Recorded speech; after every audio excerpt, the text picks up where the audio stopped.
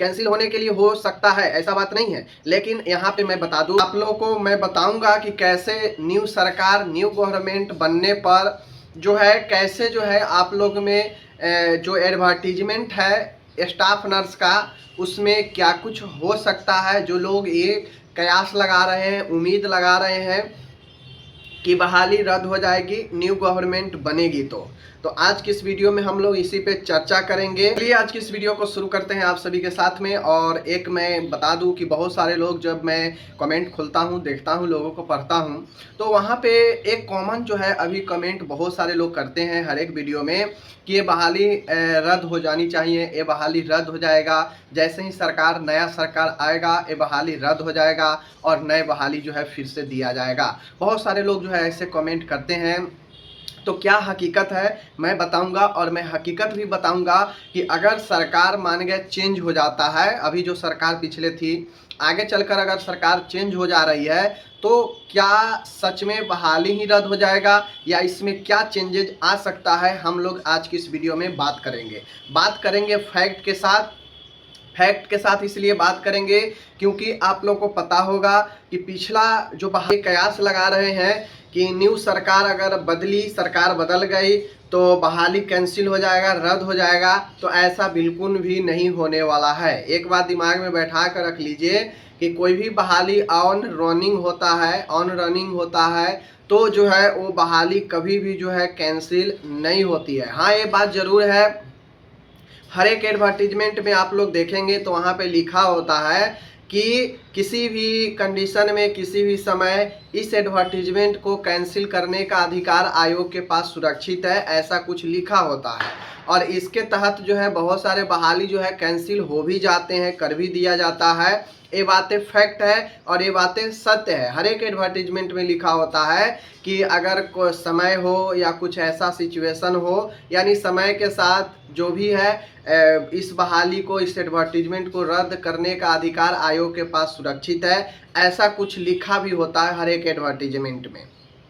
तो ऐसी बात नहीं है कि बहाली जो है रद्द हो नहीं हो सकती है। देखिए, रद्द हो जाती है, बहुत सारे बहालियाँ रद्द हुई हैं, इसमें कहीं से भी कोई डाउट नहीं है। लेकिन स्टाफ नर्स की मैं बात करूं तो ये बहाली जो है, आपको मैं बता दूं, एग्ज़ाम वगैरह सब चीज़ हो चुका है, कोर्ट में मामला है, ये बहाली तो रद्द नहीं होगा, ये बात समझ लीजिए।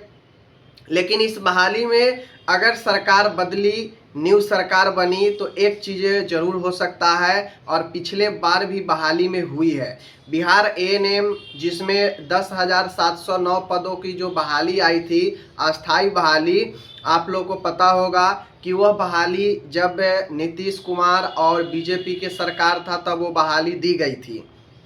लेकिन जैसे ही उन लोगों को 2 साल के बाद जो है बहाली, 20 में चुनाव हुआ, 22 में बहाली दिए, तब तक सरकार जो है बीजेपी और जेडीयू का था।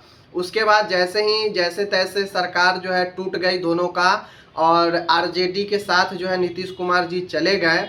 तो आप लोग को देखने को मिला होगा कि उसके कुछ समय के बाद जो है एकदम से जो है ये नोटिफिकेशन दिया गया कि अब एडवर्टीजमेंट में बदलाव किया गया है, और जो पहले मेरिट पर बहाली आई थी स्टार्टिंग में एएनएम का, वह मेरिट को हटाकर सीबीटी लागू किया गया, और वहीं से सीबीटी का दौर शुरू हो गया। हर एक एग्ज़ाम में बीटीएससी के तरफ से सीबीटी का जो दौर है वहीं से शुरू हो गया। अब वहाँ पे एक चीज़ ठीक है, सीबीटी हो गया, कोई दिक्कत नहीं है, लेकिन एक चीज़ क्या हुआ कि वहाँ पे फिर से फॉर्म भरवाना शुरू किया गया। जी हाँ, साल भरों के बाद जैसे ही सरकार बदली, पहला तो ये चेंजेज हुआ कि सीबीटी लागू कर दिया गया, जो बहाली मेरिट पे था।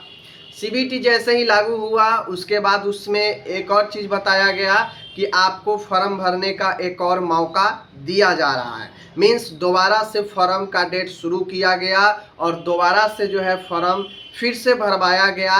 यानी कुल कहने का मतलब था कि जो लोग छूट चुके थे उस समय साल भर पहले, वह वापस से उनको मौका मिला फॉर्म भरने का, और दोबारा से जो फॉर्म की संख्या पहले कम थी वह जो है और ज़्यादा जो है एएनएम में बढ़ गया। तो ये चीज़ें बहुत आम बात है कि अगर सरकार बदली, नई सरकार अगर बन गई कोई, तो ये बातें ज़रूर हो सकता है कि जो ये बहाली है, रद्द का तो सवाल बहुत मुश्किल है, नहीं हो पाएगा। लेकिन रही बात कि सारा चीज़ का, तो यहाँ पे एग्ज़ाम भी हो चुका है। तो एग्ज़ाम जब हो चुका है तो इसमें बदलाव का भी कोई संभावना नहीं बनता है। तो जो लोग भी एक कयास लगा रहे हैं कि बहाली कैंसिल हो जाएगी, बहाली ये हो जाएगी, तो ऐसा बिल्कुल होने वाला नहीं है। सरकार बदले या नहीं बदले, इस बहाली पर कोई इफ़ेक्ट पड़ने वाला नहीं है। इस बहाली पर अगर कोई सबसे बड़ा इफ़ेक्ट है, सबसे बड़ा रोड़ा है, तो मैं आज भी कह रहा हूँ, वो है केस। जब तक केस नहीं होगा और बड़े बड़े नेता लोग ज्ञान देंगे कि चलिए बीटीएससी के सामने चलिए हाउ, चलिए हाउ, तब तो चुनाव भी हो गया रहेगा, नया सरकार भी बन गया रहेगा, तब तो आपकी बात और नहीं सुनी जाएगी, जब अब चुनाव से पहले नहीं सुनी गई तो उस हिसाब से सीधी सीधी बात है कि सबसे बड़ा रोड़ा जो है वो आपका पेंडिंग केस है, जो नन आईएनसी नन बीएनआरसी का है, वो केस सबसे बड़ा रोड़ा है। जैसे ही वो केस समाप्त होता है, सारा जो इमेज है बहाली का स्पष्ट हो जाएगा कि आगे कैसे क्या करना है, ठीक है ना। तो ये सारा चीज़ है। बाकी आप लोग को उम्मीद है, जो लोग बार बार पूछ रहे थे कि क्या बहाली कैंसिल हो जाएगी, बहाली जो है रद्द हो जाएगा, तो उनके लिए ज़रूर जो है आप लोग को समझना चाहिए। और जो मन में डर है बहाली कैंसिल होने का, वो बहाली कैंसिल नहीं हो पाएगा। अब इसके पीछे देखिए, चुनाव कैंसिल होने के लिए हो सकता है, ऐसा बात नहीं है। लेकिन यहाँ पे मैं बता दूँ कि सारा जो है आयोग जो है एग्ज़ाम कंडक्ट करवा चुका है, सारा चीज़ तैयारी कर चुका है, स्कोर कार्ड का भी। तो रद्द कर देने से नुकसान किसका होगा? सरकार का ही होगा। आयोग का सारा मेहनत बेकार चला जाएगा। तो आयोग तो कहीं से भी नहीं चाहेगा कि हाँ ये बहाली जो है रद्द हो। हाँ, भले पॉलिटिकल प्रेशर हो तो ये चीज़ें हो सकता है, बट बहुत मुश्किल है, बहाली कैंसिल नहीं हो पाएगा। ये दिमाग आप लोग रख लीजिए। बहाली कैंसिल अगर होता है तो समझ लीजिए यह प्योर पॉलिटिकल प्रेशर के वजह से कैंसिल होगा।